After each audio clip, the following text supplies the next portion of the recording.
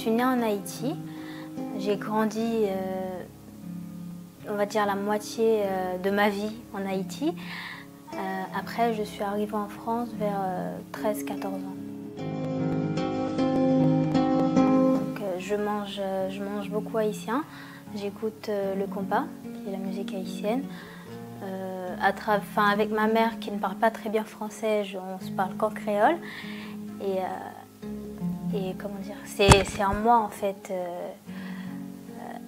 Haïti, il n'y a pas un jour où je n'y pense pas, il n'y a pas un jour où je ne m'imagine pas là-bas, c'est en moi. C'est la soupe de, en France, on peut dire de la soupe au potiron. En Haïti, on dit soupe joumou.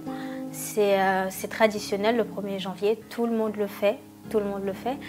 Et ça vient du 1er janvier 1804, qui est la date de l'indépendance d'Haïti, où il me semble qu'ils buvaient de la soupe le 1er janvier pour fêter l'indépendance. Et donc cette tradition est restée, et tous les 1er janvier, on boit de la soupe. Il y a aussi la fête des morts, qui va bientôt arriver. Et ça, c'est pour ceux qui pratiquent le vaudou. Ils le font. Ils font à manger, parce que c'est quelque chose avec du maïs, ça s'appelle le tchaka. Et ils donnent à manger à des esprits, qu'ils les appellent. Et voilà, après, il y a des gens qui sont possédés, qui mangent du piment, qui mettent du piment partout sur leur corps, et qui sont limite possédés. Mais après, une fois que l'esprit est parti, ils n'ont plus rien. Ce qui, normalement, on met du piment sur le corps, dans la bouche, ça passe pas tout de suite. Déjà, on est... comment dire? On dit bonjour. On n'a pas besoin de connaître la personne pour lui dire bonjour. Et aussi, quand il se passe quelque chose, même si c'est la vie privée, il y a le voisin qui entend, il peut intervenir. Et ce n'est pas quelque chose de... c'est quelque chose qui se fait, il n'y a pas... Il y a une vie privée, mais les gens, ils se soucient des autres.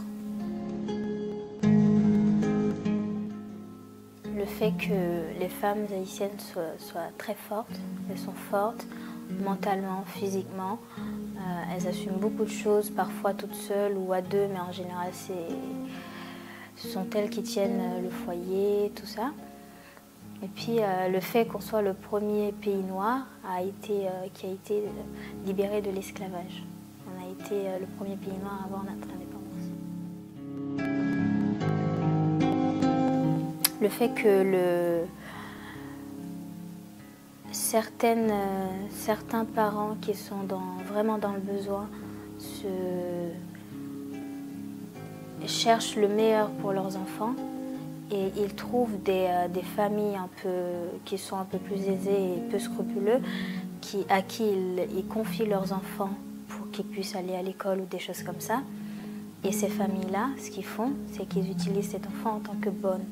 Donc l'enfant ne va pas à l'école. L'enfant emmène d'autres enfants à l'école qui parfois sont même plus âgés que lui, fait à manger, va chercher de l'eau, prépare tout comme un adulte. Et le pire, c'est qu'en général, ces enfants-là sont battus, peuvent même être violés. Et s'ils se permettent de se plaindre, c'est encore pire. C'est-à-dire que tout le monde va y passer et voilà. Et ces enfants-là, ils se taisent. Ils n'ont personne à qui parler et voilà, ils se taisent. Mais même quand les parents demandent des nouvelles ou appellent et tout ça, l'enfant, il y a l'autre à côté, il y a toujours quelqu'un à côté. Donc l'enfant va dire oui, tout va bien, je vais à l'école. Et les parents pensent que leurs enfants sont en train de s'instruire ou préparent un avenir meilleur. En fait, pas du tout, ils sont juste là utilisés en tant que bonnes. Et ça s'appelle, ces enfants-là, on les appelle des restes avec. Et parfois, dans les journaux, ce que je vois, dans ce que je lis, dans les nouvelles et tout ça, c'est pas, on va dire, ce ne sont pas, il n'y a pas que des bonnes choses et parfois c'est dur. C'est dur de comprendre certaines choses, de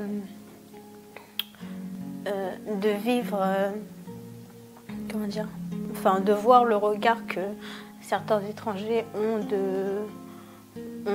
d'Haïti, qui est considéré comme un pays pauvre, mais parce que les gens, effectivement, ils vivent dans la pauvreté, mais qui est en fait un pays très riche. La chose qui m'a le plus touchée, une des choses, c'était de voir un jeune garçon violé par la MINUSTAH, qui sont des agents qui normalement viennent pour la paix. Et en fait, ils ont filmé ça et ils l'ont balancé sur Internet. Et eux, on n'a pas entendu parler, il n'y a pas eu grand-chose. Et eux, ils sont toujours là à faire leur vie. Ils sont payés pour ça. Et voilà. Haïtiens, nous c'est mon qui jam, nous femmes, nous gagnons pile courage, nous pas plaguer, jusqu'au bout, n'a pas avancé.